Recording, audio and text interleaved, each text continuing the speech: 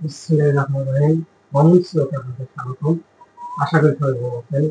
আজকে আমি সপ্তম শ্রেণীর সাধারণ গণিত বইয়ের 1.2 অনুশীলনের 23 নম্বর সৃজনশীল অঙ্কটি সমাধান করব। আমার দুটি রাশি দেওয়া আছে যে 384 এবং 2187 দুটি সংখ্যা।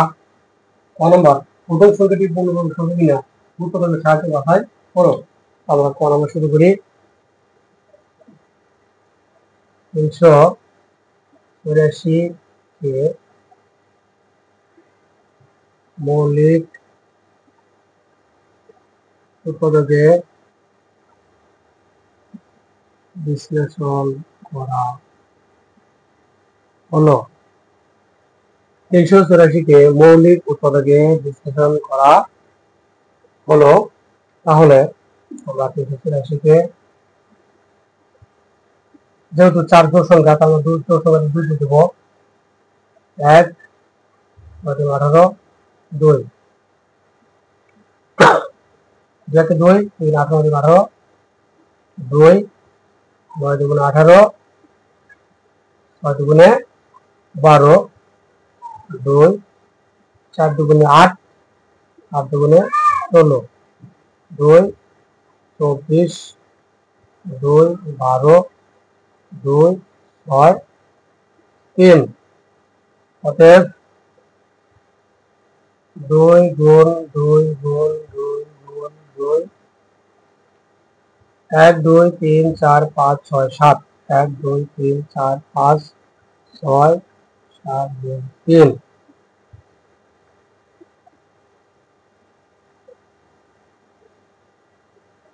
আমরা বলছি কি যে প্রথম সংখ্যাটি একটি পূর্ণবর্গ সংখ্যা পরীক্ষা করো। এখানে 2 ও 3 জোড়া দিলেন। অতএব সংখ্যাটি পূর্ণবর্গ সংখ্যা নয়। উত্তর পূর্ণবর্গ সংখ্যা নয়। পূর্ণবর্গ সংখ্যা নয়। এখন আমরা ফলক প্রশ্নের সমাধান করব। আমরা এখন ফলক প্রশ্নের সমাধান করব। আমাদের ফলক প্রশ্ন ছিল যে দ্বিতীয় সংখ্যাটি যদি পূর্ণবর্গ না হয় তবে কোন প্রথম সংখ্যাটি গুণ করলে এটি একটি পূর্ণবর্গ সংখ্যা হবে, পূর্ণবর্গ সংখ্যাটি কত? তাহলে আমাদের দ্বিতীয় সংখ্যাটি 2187 কে মৌলিক উৎপাদকে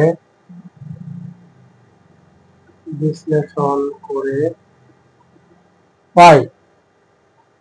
2187 সংখ্যাটিকে মৌলিক উৎপাদকে বিশ্লেষণ করে পাই। তাহলে 2187 যেহেতু 7 বিজোড়, সুতরাং আমরা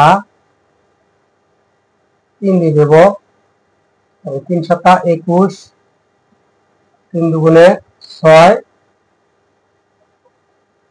3 দুগুণে 6, 3 9 27, 3 9 27। আবারও 3 দিয়ে দিই। 3 3 দুগুণে 6, 3 4 12, 3 3 9। আবার 3 দিয়ে দিই। 3 3 8 24, 3 1 3, 3 দিয়ে দিই। 3 দুগুণে 6, 3 7 21, 3 9 27, 3 3 9।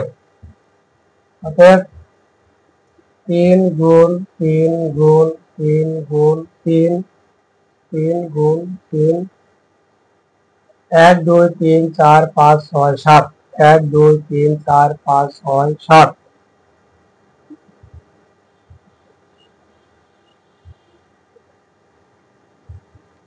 এখানে 3 জোড়া, এখানে 3 জোড়া বিহীন, অতএব সংখ্যাটি পূর্ণবর্গ সংখ্যা নয়। বলছে কি যে দ্বিতীয় সংখ্যাটি যদি পূর্ণবর্গ না হয় তবে কোন ক্ষুদ্র সংখ্যাটি গুণ করলে এটি পূর্ণবর্গ সংখ্যা হবে? দ্বিতীয় সংখ্যাটি পূর্ণবর্গ সংখ্যা নয়, 3 দ্বারা গুণ করলে সংখ্যাটি পূর্ণবর্গ সংখ্যা হবে। 3 দ্বারা গুণ করলে সংখ্যাটি পূর্ণবর্গ সংখ্যা হবে, অতএব পূর্ণবর্গ সংখ্যাটি হবে তাহলে 21 87 গুণ 3, 3 7 21 1 হাতে 2, 3 24 দিয়ে 26 6 হাতে 2, 3 একে 3 দিয়ে 5, 3 দুগুণে 6। আমরা আবার বলছি 3 7 21 1 হাতে 2, 3 24 দিয়ে 26 6 হাতে 2, 3 একে 3 দিয়ে 5, 3 দুগুণে 6। এত প্রশ্নটি বলছে যে কোন ক্ষুদ্র সংখ্যাটি গুণ করলে এটি পূর্ণবর্গ সংখ্যা হবে? তাহলে নির্ণয় ক্ষুদ্র সংখ্যা, নির্ণয়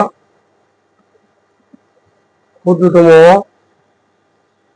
সংখ্যা সমান 3 এবং পূর্ণবর্গ সংখ্যাটি সমান 6 5 6 1। এটাই আমাদের উত্তর। ধন্যবাদ।